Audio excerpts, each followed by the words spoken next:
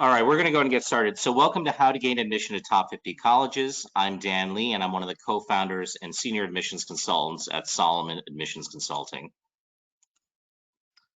So at Solomon Admissions Consulting, all of our consultants are former admissions officers at top universities. So it includes people such as the former assistant director of admissions at MIT, the former director of admissions at Cornell University, former senior assistant dean of admissions at Princeton University, former senior associate director of admissions at places like the University of Pennsylvania and the University of Chicago, and the list goes on and on, Stanford, etc.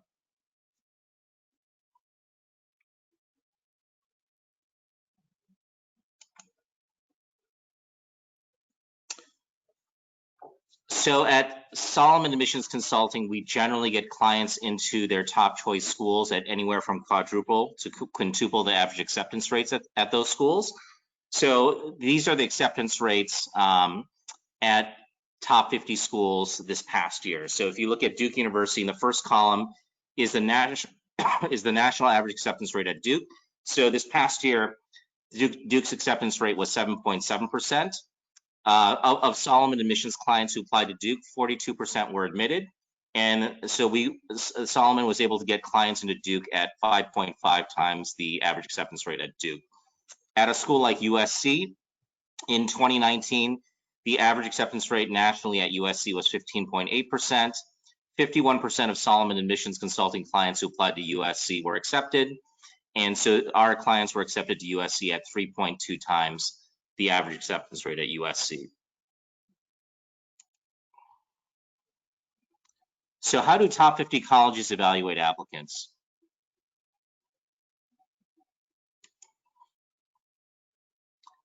So keep in mind that this presentation will focus on colleges ranked 20 through 50. Colleges ranked in the top 20 will have different admissions criteria, and a later presentation will cover the admissions criteria for top 20 ranked colleges. This presentation is for colleges ranked 20 to 50. So how colleges evaluate applicants. So top 50 schools will look at your academic and your personal profile components. So what that means is roughly 25% will be your SAT-1 and ACT score, as well as your SAT-2 subject test scores. Another 25% will be your grades, your class rank, and your course rigor or difficulty. And that's simply referring to the number of AP and honors courses that you've taken. And the other 50% is improvable at the time of the application. So 25% that's improvable at the time of the application includes your personal statement, your supplemental essays, which have to be tailored to what each school looks for, as well as your addendum, which explains any type of academic anomalies in your transcript or your testing. The other 25% consists of your activity sheet, your interviews, as well as your recommendation letters.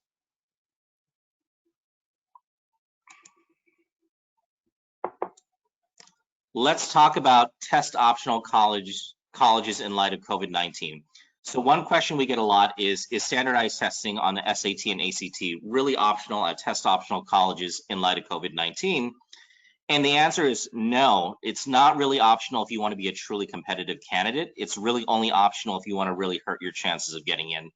So given two equivalent applicants, one with strong testing and the other who doesn't submit testing at all, the applicant with the strong testing will look much more attractive. And also keep in mind that many of your peers will submit strong test scores, and those who do will have a leg up on you in the admissions process. So this is really an opportunity for you to improve your profile at a time when a lot of students are unable to take the SAT or ACT for one reason or another. It's definitely not optional if your GPA falls below the 25th percentile GPA of admitted applicants at a particular school. And so if your GPA falls below the 25th percentile at a school, you really need to score on the SAT or the ACT the 75th percentile score for admitted applicants or above at that school. And we always recommend that if a test center is closed due to the coronavirus, please sign up for a test center in a neighboring state and drive there. A lot of our students drive to other states to take the SAT or ACT because they know that it's not really optional. Let's talk about the rating system at top 50 colleges. So many top 50 colleges assign applicants 4 different ratings. Obviously this varies from college to college, but a lot of them use this rating system. So they give you an academic grades or GPA rating. They also give you a testing rating, which looks at your standardized tests, such as the SAT, ACT, and SAT2 subject test scores. They give you an extracurricular rating, and they give you a personal rating, which looks at your essays, your recommendation letters, your fit for the school, your personal qualities, and your intellectual curiosity. So as an example, let's take a look at a top 50 school, NYU, which is a very popular school for applicants. So this is the rating system at NYU. NYU uses a rating system on the 4 metrics that I just talked about. 1 is the highest and 6 is the lowest score. So they give you an academic grades GPA rating on a 1 to 6 scale, 1 being the highest, 6 being the lowest. And that's not looking at not just your grades and your GPA, but it's also looking at your class rank, which they can determine from looking at the counselor report. Even if your school does not rank, they still will know where your rank is based on the counselor report, which typically lists the highest GPA in your graduating class. And they can also look up a profile of GPA distributions at your particular high school. They give you a testing rating on a 1 to 6 scale, 1 being the highest. And that's looking at your standardized test scores, the SAT, ACT, SAT2 subject tests, etc. Extracurricular rating on a 1 to 6 scale, 1 being the highest, and a personal rating on a 1 to 6 scale, 1 being the highest. So let's look at the academic and testing ratings. So the rating for grades and GPA, obviously they expect you to have mostly A's, but if you do have a number of B's and C's on the transcript, you need to explain that through an addendum, and we'll talk about that later. They look at grade trends. So obviously, you know, if you have an upward grade trend, that's always favorable to a downward grade trend. And they also look at class rank. So a lot of students go to schools that do not rank students in the class relative to each other, but that does not mean that colleges will not know your class rank. So once again, the counselor at your high school fills out a counselor report. One of the questions is, what is the highest GPA in the graduating class?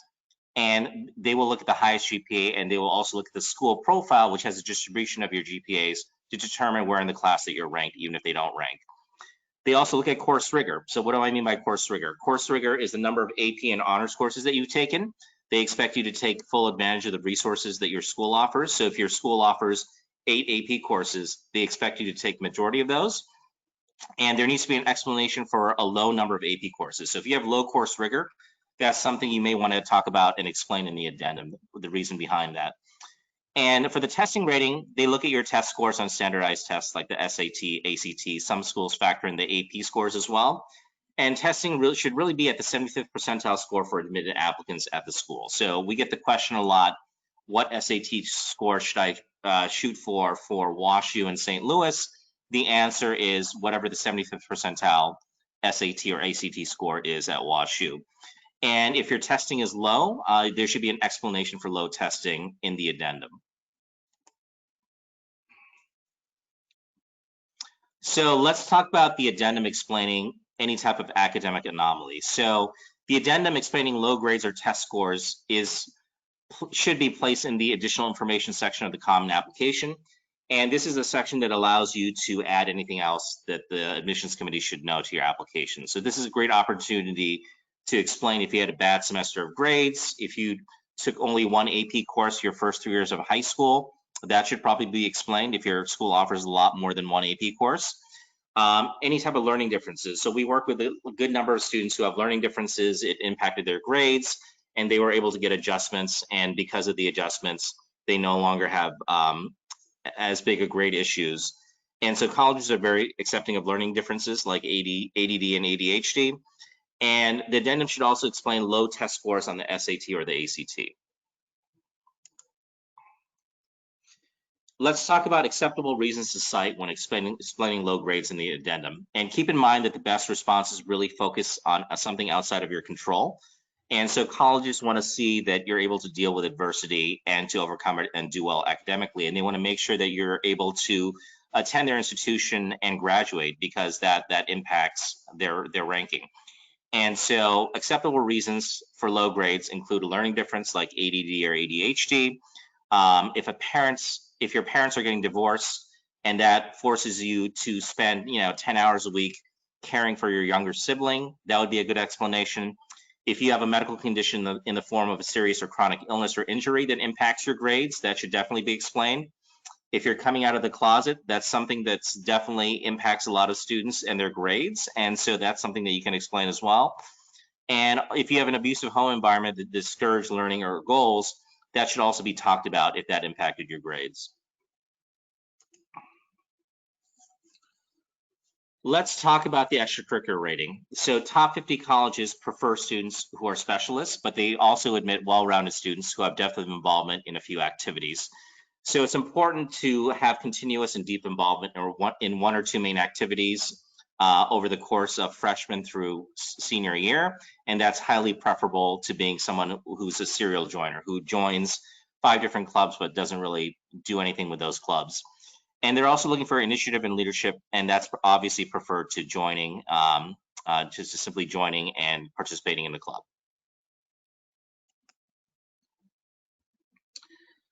Let's talk about some extracurricular activities that you should de-emphasize.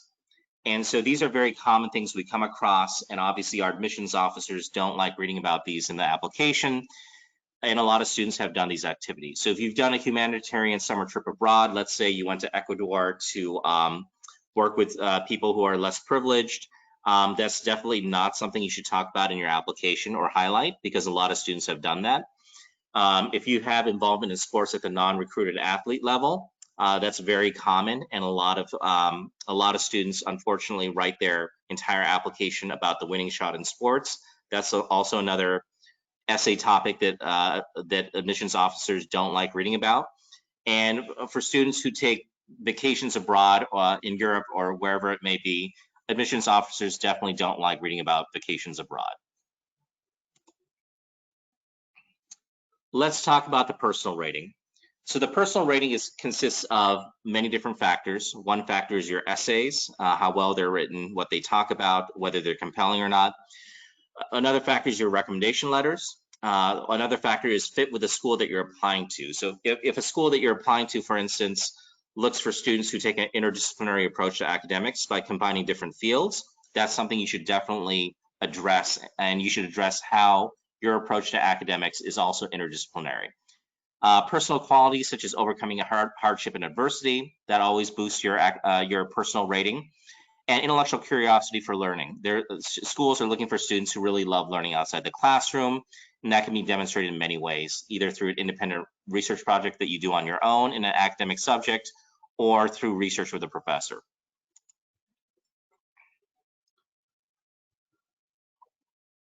Let's talk about the separate engineering admissions process at certain schools. So certain schools have a separate engineering admissions process.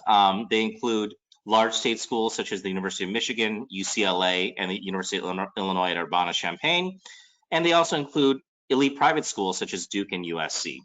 So at these places, there's a separate admissions process for engineering applicants. And so what that means is you have to keep a couple things in mind. Number one, engineering faculty are on the admissions committee. And so engineering faculty really, really like numbers. And so there's a much greater emphasis on grades and test scores. And so that's what you have to keep in mind if you're applying to places that have a separate engineering admissions process. The next question is, should I apply early decision or early action by the November 1st deadline? So the answer is yes. Most top universities fill approximately 50% of the available seats in the incoming freshman class through early decision or early action. And the deadline for most of these ED or EA programs in the top 50 is November 1st. So the advantage conferred by applying early decision or early action is the academic equivalent of adding about 150 points to your SAT score. Early decision and early action applicants often compete against a weaker applicant pool. So what I mean by that is, I'll give you an example. So if you apply early decision 1 to Vanderbilt, the early decision applicant ED1 applicant pool at Vanderbilt will be much weaker than the regular decision applicant pool at Vanderbilt. So it's also advantageous because you're being compared against relatively weaker applicants than you would be if you applied regular decision to Vanderbilt. Your application is also read much more closely since there's more time to devote per app to each application. And borderline applicants who are waitlisted regular decision would have gotten in had they applied early decision or early action in many cases. So what I mean by that is if you decide not to apply early decision 1 or early decision 2 to Vanderbilt, and you decide instead to apply regular decision to Vanderbilt and you're waitlisted, what that means is had you applied ED1 or ED2 to Vanderbilt, you would have most likely been accepted.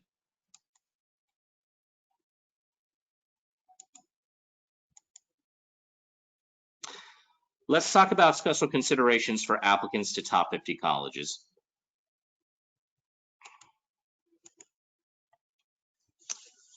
So a lot of the students we work with are unsure what they want to major in or study, but you should never check undeclared for your major. So absolutely, even if you're undecided on what to study, never check undeclared for your major. And that's for several reasons. So number one, undeclared major is often the hardest major to get into. So for instance, at the UCs, the University of California set of schools, which includes, UC Berkeley, UCLA, UC San Diego, UC Irvine, UC Davis, UC Santa Barbara. If you check undeclared as your major, that's much harder to get into than if you check, say, for instance, art history as your major. Also, admissions committees are looking for compelling applicants. And so I don't know what I want to study is simply not a compelling answer. So you're going to come across as not compelling. So what we recommend is that even if you're unsure about what you want to study, you should definitely pick a major and explain your interests and fit for it.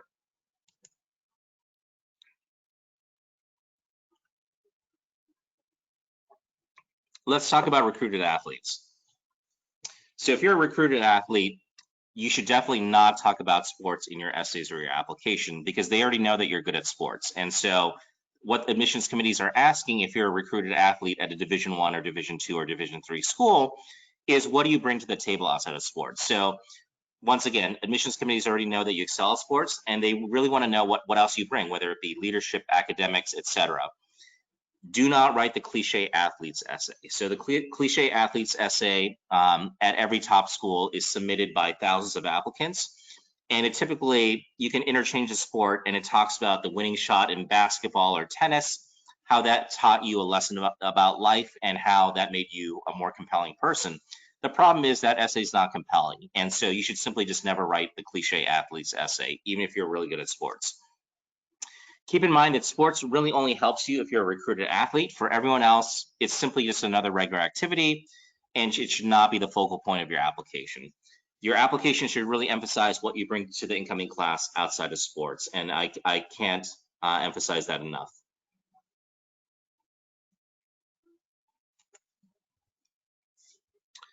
Let's talk about legacy applicants. So legacy applicants, what that means is that either your mom or dad went to undergraduate college or graduate school at that institution. At some schools, if your parents went to undergrad at that college, then you're a legacy. At other schools, it can be undergrad and grad school. So it really depends on the school. And so if you're a legacy applicant at a school, you should definitely not talk about how you want to attend this college because your parents did.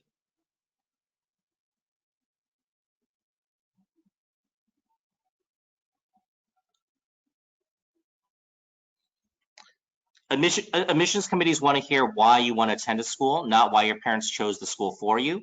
So you want to develop your own unique reasons for wanting to attend. And legacy applicants are 3 times as likely to be admitted as equally qualified non-legacies.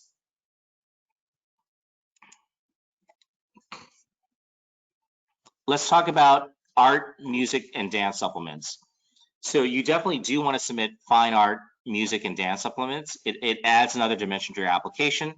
It can help strengthen your positioning. So for instance, if your position is an art history major, it really helps if you submit an art supplement. And at Solomon Admissions, our art professor consultant can review your supplement and rate it, and they'll give you feedback on your supplement.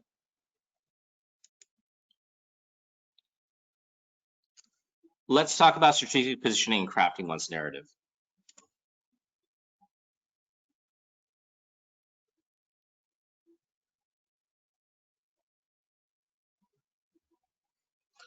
So what is strategic positioning? Strategic positioning is making you stand out from the crowd. So what you're doing is you're positioning your strengths against the institution's weaknesses.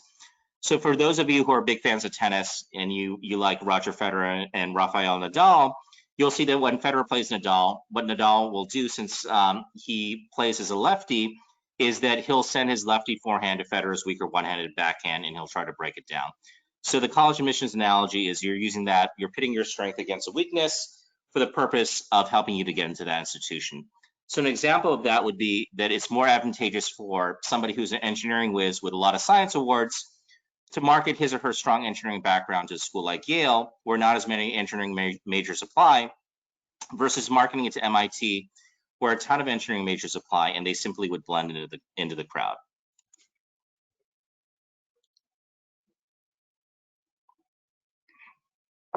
Let's talk about strategic positioning and building a class. So admissions committees are building a class, and what that means is that top colleges are looking to build a well-rounded incoming class composed of students who are not well-rounded. So at schools ranked 20 to 50, they do accept a lot of well-rounded students, but they would prefer that you be a little more specialized. And so the key question is, who are you going to be in the incoming class?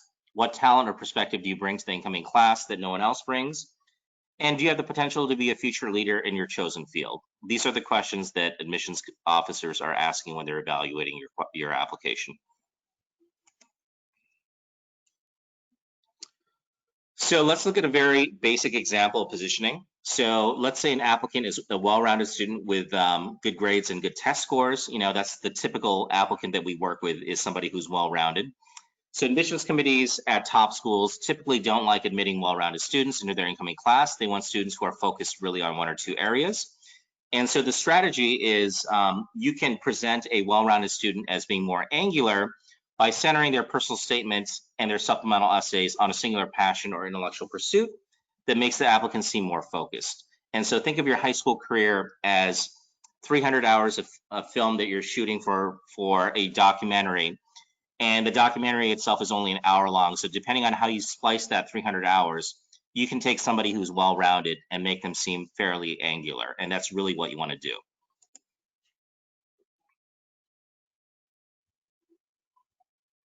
Let's look at some common case studies.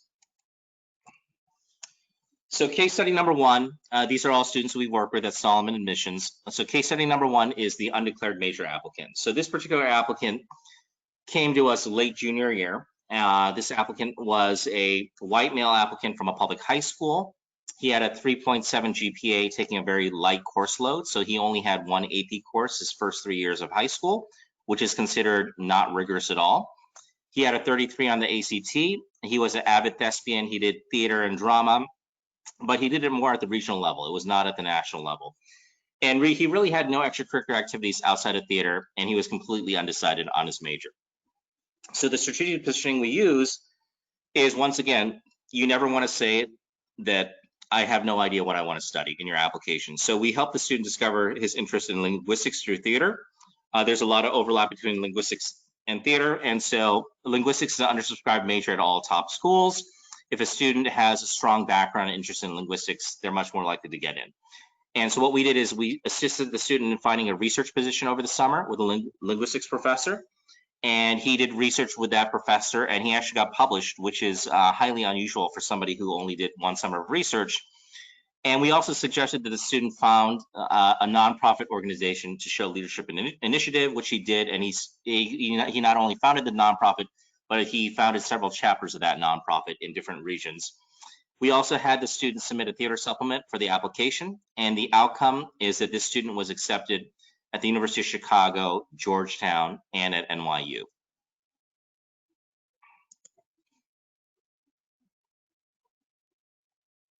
Let's look at case study number two. This is the recruited athlete. So this particular applicant that we worked with wanted to run on the track team, and her first choice was the College of William and Mary. And so this particular applicant was a white female applicant from a private high school. She had a 3.6 GPA. She had a 2080 out of 2400 on the SAT, which is fairly low for top 50 schools. She was a talented track runner. She was recruited by several Division I schools. She was well-rounded extracurricularly and undecided on a major. And so this particular student came to us right before her senior year. And so the strategic positioning that we use is that the student wanted to write her application about sports and was undecided on major. Obviously, we advise against writing about track because, you know, as a recruited athlete, they already know that you're good at sports. So we wanted her to talk about what else she brought to the class outside of sports. So we advised that she write her entire application about her leadership pursuits. She had done quite a few things with leadership, and also her interest in mathematics and physics to showcase what she would bring to the campus outside of sports. We positioned her as a physics major since females are underrepresented in physics, and the outcome is that she was accepted early decision at the College of William and Mary, which was her first choice, and she's was on the track team there. Let's look at case study number 3. This is the student who has no extracurricular activities. So this is an applicant we worked with. She was a white female applicant from a public high school. She had a 3.9 GPA, taking a very light course load, very few AP courses. She had a 30 on the ACT, which is considered very low for top 30 and 40 schools. She spent her summers vacationing in Europe and visiting museums and shows in Paris and London, and she really had no extracurricular activities and was completely undecided on her major. So the strategic positioning that we use is we use the student's interest in art through visiting famous art galleries around the world to position the student as an art history major. And so we looked at her background. She had visited a lot of galleries. No, that's not really considered an extracurricular activity, but we use that to position her as an art history major. She talked about the different pieces of art that she had seen around the world and how that would translate to her major in art history. And the outcome is that she was accepted at both USC and NYU. And keep in mind, students with this profile with no extracurricular activities typically do not get into USC and NYU. So at Solomon Admissions Consulting, we provide one-on-one college admissions counseling from former admissions officers. We have the largest team of former admissions officers in the country. We have over 40 former admissions officers from top schools. And we help you on everything from the personal statement to strategic positioning to insider information on colleges to extracurricular activity counseling, the whole gamut. We work with students starting in 8th and 9th grade all the way up to 12th grade.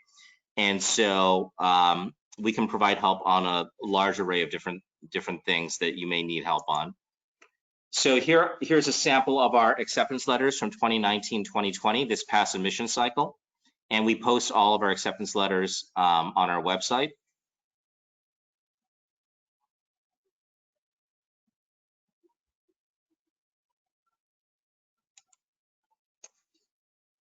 And lastly, we encourage everyone to contact us to get a free consultation. We can give you a free consultation that analyzes your background, what your weaknesses are, what your strengths are, and what schools that you may be competitive at.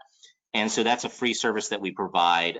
It's open to everybody. You can contact us either by phone at 646-598-8174, or you can shoot us an email at info@solomonadmissions.com.